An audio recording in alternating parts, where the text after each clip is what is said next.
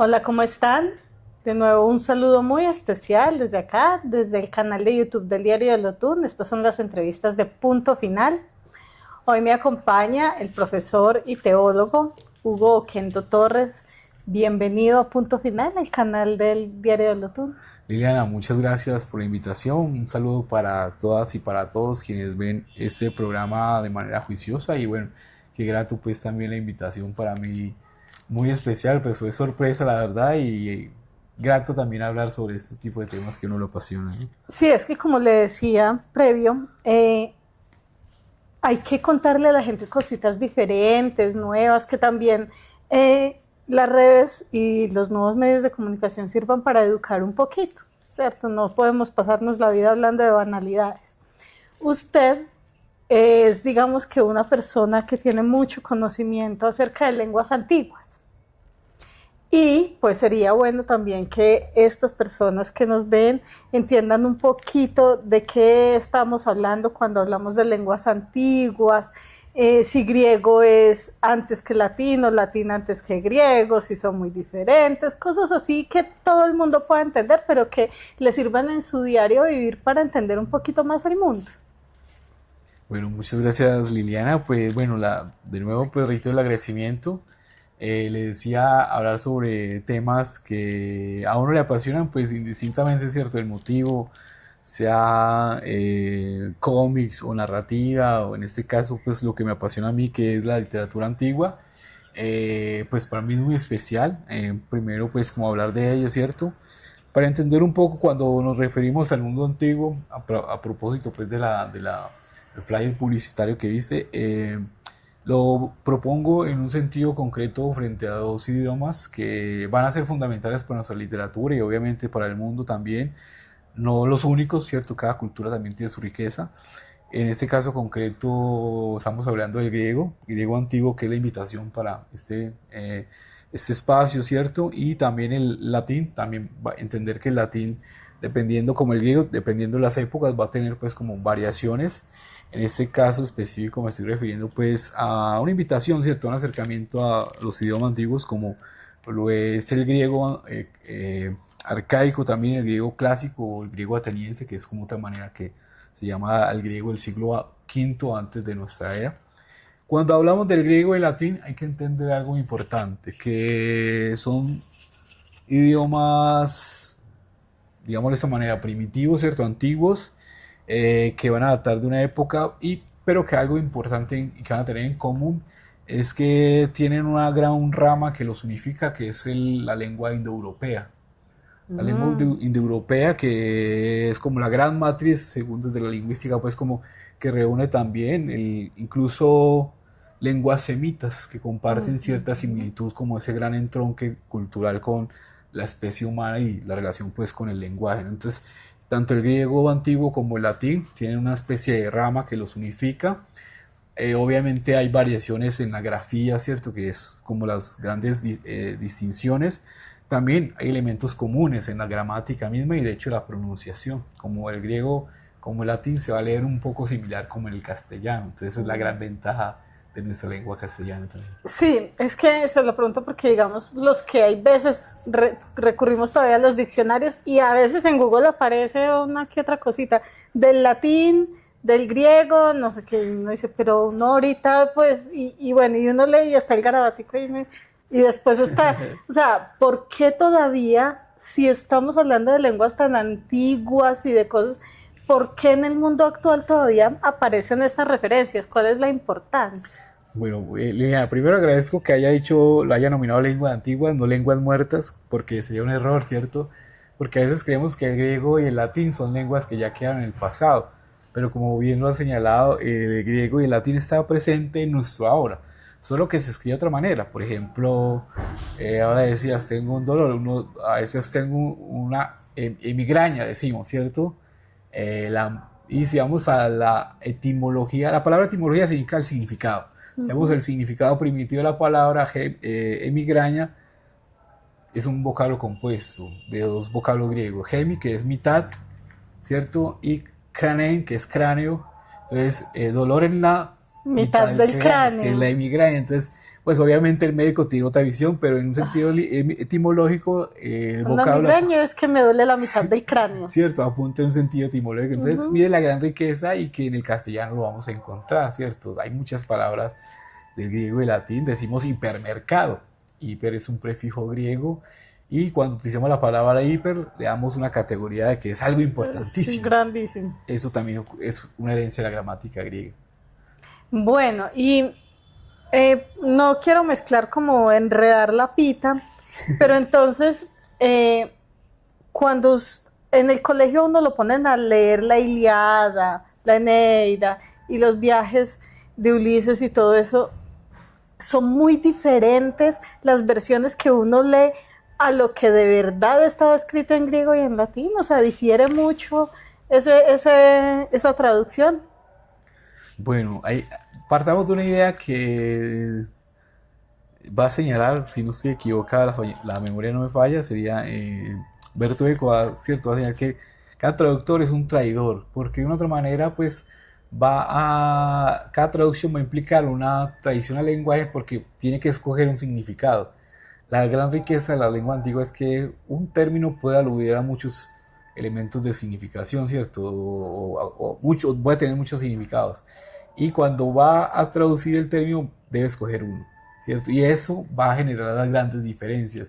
Por ello, cada traducción va a ser una interpretación. Entonces, la gran riqueza de estos idiomas antiguos es también entenderlo de sus idiomas, los múltiples significados que pueden tener. Por ejemplo, en la Ilíada, que es como el texto clásico que, digamos, no es lo único, ¿cierto? Hay otras obras de la literatura universal muy importantes también, pero volviendo pues a este referente, encontramos en el primer canto de la Ilíada, voy a leerlo yo soy amante de la poesía y este es un gran poema que de nuestra, más allá de los griegos, es una herencia de la humanidad, ¿cierto? Dice, la cólera canta odiosa del Peli de Aquiles, maldita que causó a los aqueos incontables dolores, precipitó a Hades muchas valientes vidas de héroes, y a ellos mismos los hizo presa para los perros y para todas las aves, y así se cumplía el plan de Zeus.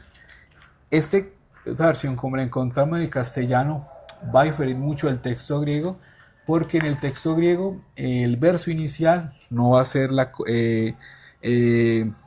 bueno, en esta traducción que encontramos de griego guarda la cercanía con el texto griego. En otras dice, oh diosa canta la cólera, el Peli de Aquiles. En el texto griego aparece de la siguiente manera. En griego dice el primer verso, Menin aidea sea peleia de Agileos, Olómenin gemiri ajaios algefeke, polas isimus hijas haidi proyacen, Herón utus celoria teuge kinesin, oinoisi te pasi dios el teleito bule, ex judeta prosa diasteten erizante, atreia de seanas andros caidíos agileos. El verso inicial dice Menin aidea, dice es de la cólera porque está en acusativo. Entonces, esto, si nosotros lo ubicamos en la tradición antigua, como el texto de la Biblia, por ejemplo, o el texto sumerio de la creación, el Enuma Elish, o incluso con el Evangelio de Juan, dice, en el principio creó Dios. Génesis, y en el de Juan es el principio era el verbo, y el verbo se hizo carne. Ajá. Esto es una tradición antigua de origen indoeuropeo, donde el primer verso va a ser el argumento de toda la obra. Esto lo cumple muy bien la cabalidad de Homero. Menina y desea, ¿cierto? De la cólera canta, o podríamos hacer una traducción literalista. Esto que nos va a permitir entender la tradición, la riqueza misma del lenguaje.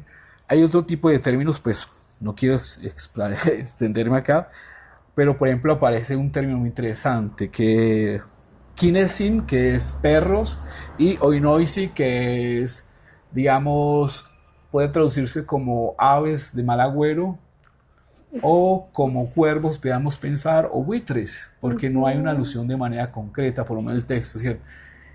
Pero ¿qué nos sugiere este término? Perros y aves de carroña. Como una maldición. Podríamos pensarlo en un sentido, pero y tiene mucha razón. ¿Por qué razón? ¿Qué es lo que está aconteciendo en el instante?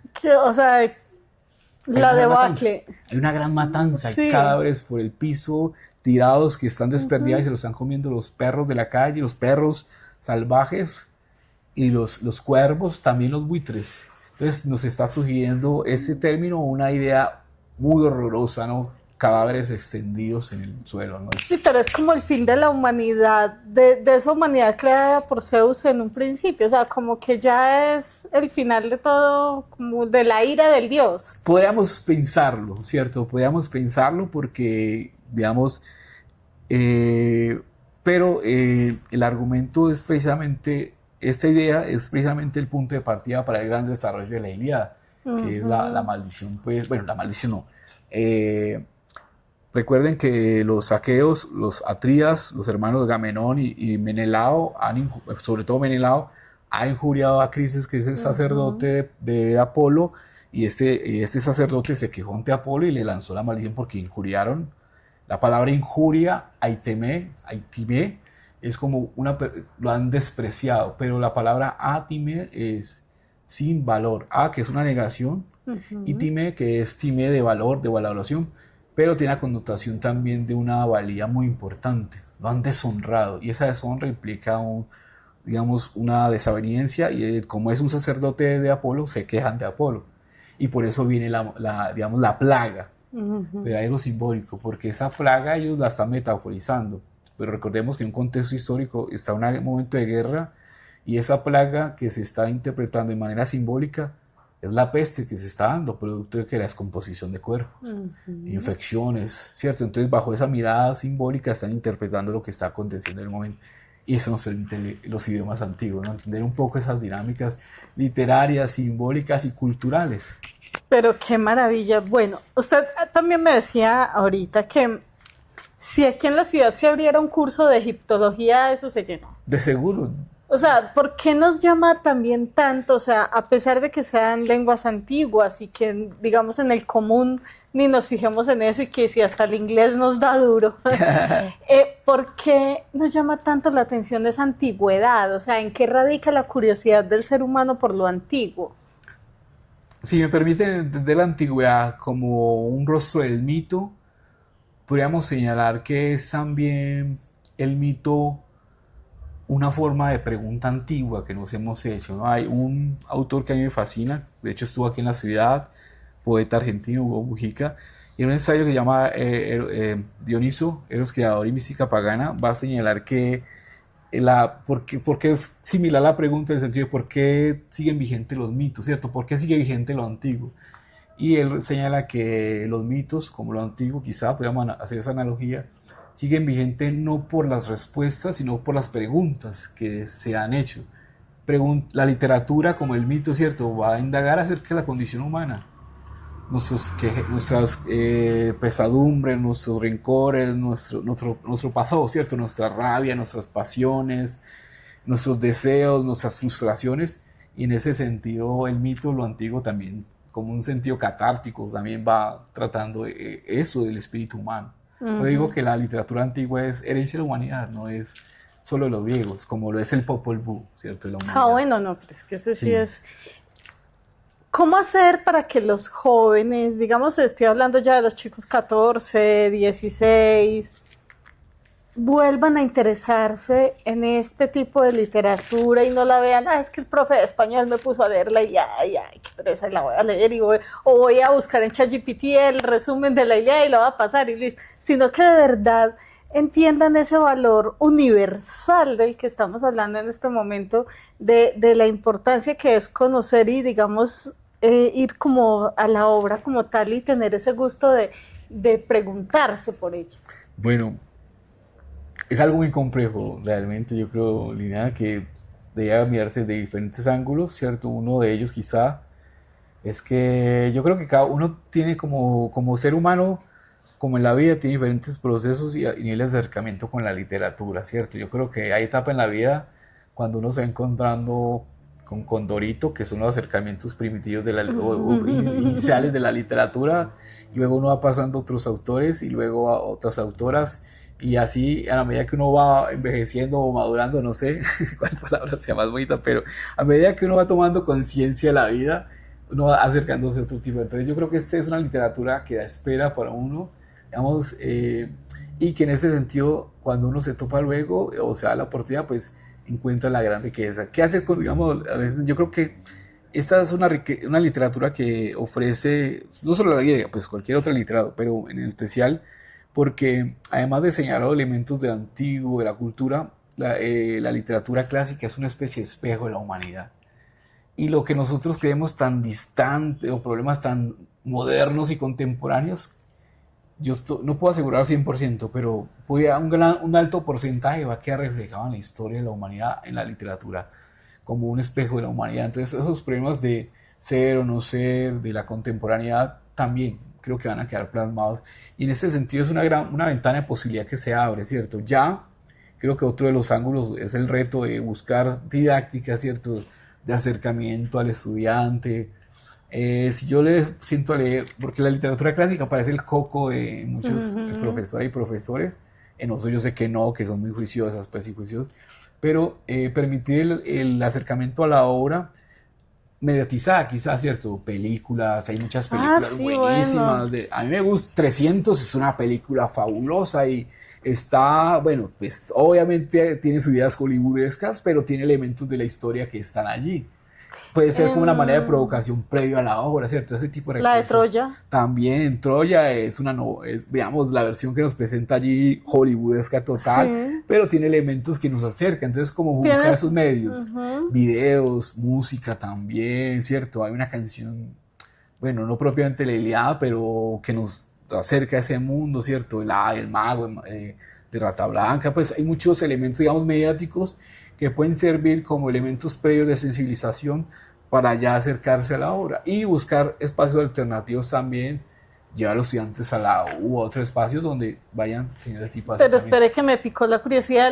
El mago no sería más como de esa tradición nórdica antes de los romanos en Gran Bretaña. Bueno, está digamos, en un sentido, digamos, en un sentido histórico, sí, se ubica en otra época, pero el argumento de la... el argumento viene de atrás. Sí, el héroe que tiene que salvar la doncella y el amor imposible, que lucha contra dragones, es un argumento casi que arquetipo, entonces también va a parecer un poco, pues, porque en el caso de la Ilíada es Menelao, ¿cierto? El que le robaba a la mujer, supuestamente, o que Helena se fue por libre voluntad, entonces, porque Helena puede ser una niña cuando la casaron con ese señor y sí, pues, conoció otro cualquiera contemporáneo. se va. Exacto, ¿no? Y armó la de Troya, ¿no? Literalmente armó la de Troya. Troya. Ay, profe, qué bueno yo poderme quedar conversando de más cosas. Pero bueno, no se puede, este tiempo es limitado. Invitemos a las personas no sé, a buscar a cursos. ¿Qué redes sociales tiene usted que le pregunten cositas? Bueno, me pueden encontrar por Facebook por si les interesa, Hugo Kendo Torres, ahí tengo un perfil. También por si les interesa, ser invitados a asistir a la electiva también como asistentes, ¿cierto? No hay necesidad pues también, pero si quieren matricular igual como asistentes a la electiva de raíces griegas y latinas, pues también, ¿cierto? Hay un espacio que se está brindando también en la ciudad de espacios culturales que de una otra manera permiten ese acercamiento también a la literatura. Invitar, yo creo que aprovechar muchos espacios que se dan en la ciudad. Pereira es una ciudad muy movida en un sentido cultural y eso me fascina. Entonces, aprovechar esos espacios de la ciudad. Bueno, y una despedida, no sé, en griego, en latín, hasta pronto. Un abrazo, chao. Y a ustedes muchas gracias como siempre. Por aquí los espero y hablamos después. Chao.